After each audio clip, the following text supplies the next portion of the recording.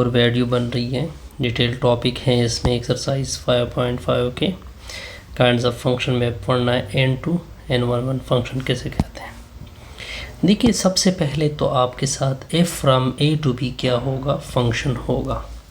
आप N2 N11 check नहीं कर सकते अगर फंक्शन ना हो, यानी हमने मान लिया कि वो फंक्शन है, फिर इसी फंक्शन को N2 N11 फंक्शन कह सकते हैं।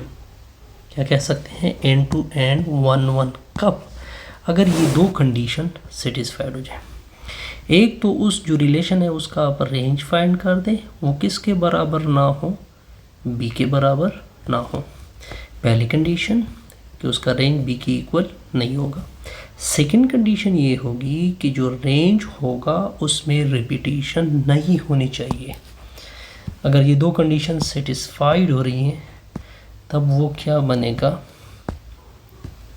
N2 N11 फंक्शन बनेगा। क्या बनेगा, N2 N। अब देखिए, अब आपको दो सेट गिवन है, एक सेट A है, दूसरा सेट B है। फिर आपको एक रिलेशन गिवन है कि क्या ये 1 1 और N2 और 1 1 है या नहीं है। सबसे पहले तो हम इसको फंक्शन चेक करेंगे कि क्या फंक्शन चेक करने के लिए हमने कितनी कंडीशन पूरी करनी होती है, 2। f का डोमेन निकालेंगे। f के डोमेन में आते हैं 1 2 3, 1 2 एंड 3। क्या ये सेट A की इक्वल है, बिल्कुल। क्या इसके डोमेन में रिपीटिशन है, 1 1 time, 2 1 time, 3 1 time. No repetition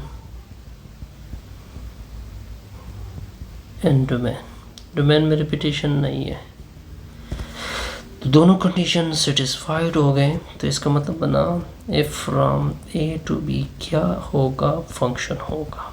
अब हम N2 और 1 1 चेक कर सकते हैं। क्या चेक करना है हमने, N2